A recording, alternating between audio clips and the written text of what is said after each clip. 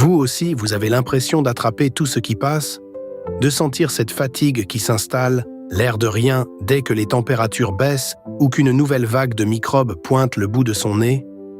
On connaît tous la chanson, la gorge qui pique, le nez qui coule, l'énergie en chute libre. On a beau se laver les mains 20 fois par jour, on a l'impression de subir, encore et encore. Et si la solution n'était pas de mener une guerre sans fin contre chaque microbe, mais plutôt de construire une forteresse intérieure, une citadelle si solide que les agressions extérieures auraient du mal à trouver la moindre faille. C'est précisément la philosophie au cœur de la médecine traditionnelle chinoise depuis des millénaires. Dans cette vidéo, pas de formule magique, mais une invitation à voir notre corps sous un angle complètement différent. On va explorer ensemble 3 piliers fondamentaux de la MTC pour soutenir nos défenses naturelles et cultiver une vraie vitalité. Et pour rendre ça super concret, on terminera avec une recette de grand-mère chinoise. Un bouillon réconfortant et puissant. Alors, restez avec moi, on part en voyage au cœur d'une sagesse ancienne pour bâtir notre immunité. Avant de parler solution, il faut comprendre la philosophie. En Occident, on pense souvent notre immunité en termes de germes à combattre. La MTC, elle, s'intéresse avant tout au terrain. Une fameuse phrase, souvent attribuée à Louis Pasteur sur son lit de mort, dit « Le microbe n'est rien, le terrain est tout ». Les historiens pensent que cette citation est probablement apocryphe, mais elle illustre parfaitement l'approche de la MTC, qui a toujours mis l'accent sur la force de ce terrain. Pour la MTC, notre première ligne de défense n'est pas une cellule, mais une énergie. On l'appelle l'énergie défensive. Il faut l'imaginer comme un concept, une sorte de bouclier invisible qui circulerait juste sous la surface de la peau. Cette énergie défensive est notre gardien. Dans cette vision, c'est elle qui réchauffe le corps, qui régule l'ouverture et la fermeture des pores, et qui constitue la première barrière contre ce que la MTC appelle les énergies perverses externes, comme le vent, le froid ou l'humidité. Dans ce système de pensée, ces éléments ne sont pas des vecteurs de virus au sens moderne, mais des déséquilibres qui peuvent affaiblir nos défenses et ouvrir la porte à la maladie. Quand votre énergie défensive est considérée comme forte, elle repousse ces influences avant même qu'elles ne pénètrent en profondeur. Vous seriez alors moins susceptible de tomber malade. En revanche, si ce bouclier est affaibli, par la fatigue, le stress, une alimentation inadaptée, des brèches apparaissent. Toute la stratégie de la MTC est donc préventive. Il s'agit d'entretenir et de renforcer cette énergie défensive en permanence plutôt que d'attendre l'attaque pour riposter. Et pour ça, la MTC s'appuie sur un trio d'organes, ou plutôt de systèmes énergétiques, qui fonctionnent en parfaite synergie. Ce sont nos 3 piliers. Pour que notre bouclier soit solide, l'usine qui le produit doit bien tourner. Cette usine, dans la vision chinoise, repose sur 3 départements clés. Le système de la rate, des reins et du poumon. En MTC, la rate est bien plus que l'organe physique. C'est un système énergétique responsable de la digestion. C'est l'usine centrale de notre corps.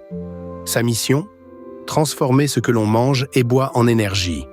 L'essence nutritive qui sert à fabriquer notre énergie et notre sang. Pour que cette transformation se passe bien, la rate est associée à la chaleur. La MTC utilise une image parlante, celle d'une marmite sur le feu. Si vous versez de l'eau glacée dans une marmite qui mijote, la cuisson ralentit. C'est pourquoi l'un des grands principes de la diététique chinoise est de privilégier le chaud et le cuit. L'idée, dans cette philosophie, est que les aliments crus ou froids demandent un effort supplémentaire à notre système digestif. À la longue, cet effort pourrait épuiser le feu digestif. Une digestion moins efficace peut entraîner ballonnement, fatigue et surtout une production d'énergie de moins bonne qualité. Alors, concrètement, comment faire ? Sans tomber dans les extrêmes, essayez de favoriser les aliments cuits, les soupes, les bouillons, les légumes vapeur, surtout pendant les saisons froides. Commencez la journée avec un petit déjeuner chaud, comme un porridge. Intégrez des épices douces qui réchauffent, comme le gingembre, la cannelle, la cardamome ou le poireau.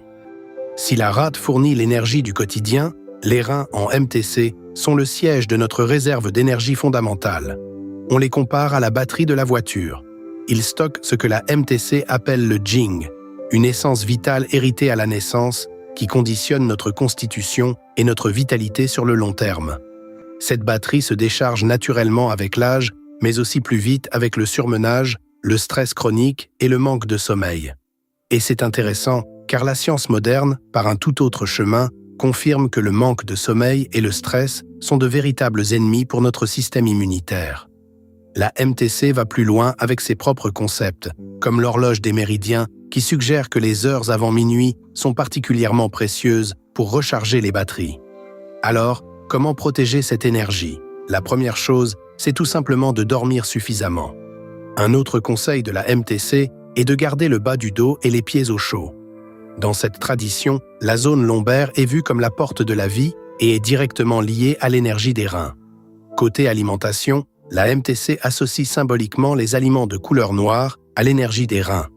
Pensez au sésame noir, haricots noirs, riz noir ou champignons shiitake. On a donc l'énergie issue des aliments produite par la rate et l'énergie de réserve stockée dans nos reins. Ces deux énergies, dans le modèle chinois, montent jusqu'à la poitrine où elles se combinent à l'énergie de l'air. C'est le poumon qui gère cette fusion. En MTC, le poumon est le maître de l'énergie. C'est lui qui finalise la production de l'énergie défensive et qui la répartit sur tout le corps. Une bonne énergie des poumons assure une bonne diffusion de cette énergie protectrice. Dans cette logique, les émotions ont leur importance. La tristesse et le chagrin sont considérés comme les émotions qui affectent le plus l'énergie du poumon.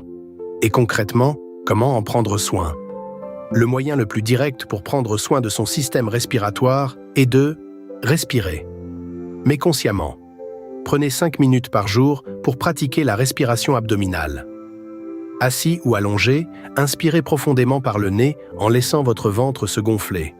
Expirez ensuite lentement par la bouche en sentant le ventre se creuser.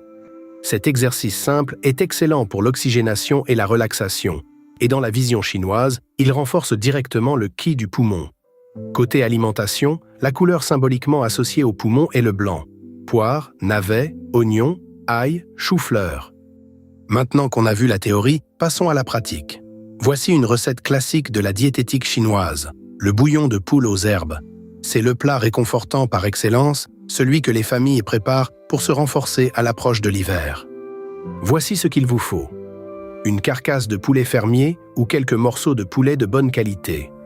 Un gros morceau de gingembre frais, environ 5 cm, en tranches, quelques gousses d'ail, juste écrasées, une dizaine de baies de goji, quelques champignons shiitake séchés, à réhydrater avant. Et l'ingrédient spécial, ce sont 3 à 4 bâtonnets de racines d'astragale. On la trouve en herboristerie chinoise ou sur Internet. Ajoutez de la ciboule ou des oignons nouveaux pour servir, du sel et du poivre blanc. Mais pourquoi ces ingrédients, selon la MTC? Le poulet est vu comme un grand tonique de l'énergie et du sang. Le gingembre réchauffe, soutient la digestion et aide à chasser la sensation de froid. L'ail est reconnu pour ses propriétés, tandis que les champignons shiitake et les baies de goji sont réputés soutenir l'énergie des reins. Et l'astragale, c'est une herbe majeure en MTC. Son rôle traditionnel est de tonifier la rate et le poumon et de renforcer spécifiquement l'énergie défensive. Attention, un point important avant de continuer, l'astragale est une plante active. Bien qu'elle soit considérée comme sûre dans la tradition culinaire, si vous êtes enceinte, si vous allaitez, si vous suivez un traitement médical, notamment pour des maladies auto-immunes ou si vous prenez des anticoagulants, il est indispensable de demander l'avis de votre médecin ou d'un praticien en MTC qualifié avant d'en consommer. En cas de doute, la recette est délicieuse et bénéfique même sans. Passons à la préparation. Mettez le poulet, le gingembre, l'ail et les bâtons d'astragale dans une grande marmite. Couvrez généreusement d'eau froide. Portez à ébullition, puis baissez le feu au minimum. Laissez mijoter tout doucement à couvert pendant au moins 1h30, idéalement 2 à 3 heures. Environ 20 minutes avant la fin, ajoutez les champignons et les baies de goji. Au moment de servir, retirez les bâtons d'astragale, ils ne se mangent pas. Salés, poivrés et parsemés de ciboule fraîche. Ce bouillon est un véritable plat nourrissant.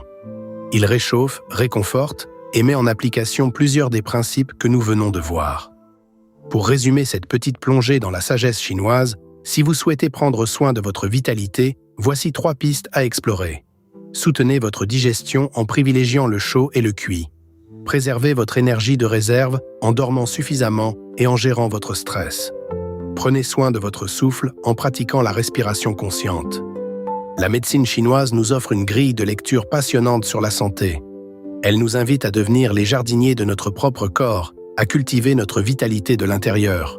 C'est une approche complémentaire qui ne remplace en aucun cas un avis médical ou les stratégies de santé publique éprouvées. Et vous, quelle est l'astuce qui vous parle le plus?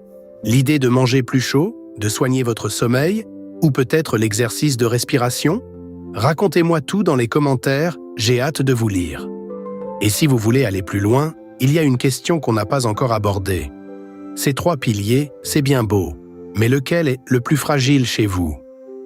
Parce qu'on n'a pas tous la même constitution, ni les mêmes faiblesses. C'est justement pour ça que j'ai créé une formation gratuite de 6 jours. 6 jours pour décoder les signaux de votre corps selon la médecine chinoise. Chaque jour, vous recevez un questionnaire de 5 minutes pour identifier vos fragilités.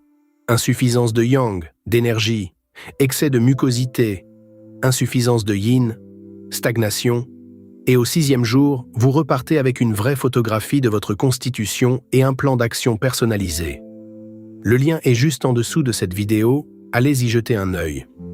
Si cette approche vous intéresse et que vous voulez d'autres conseils pour prendre soin de vous au naturel, pensez à vous abonner et à activer la cloche.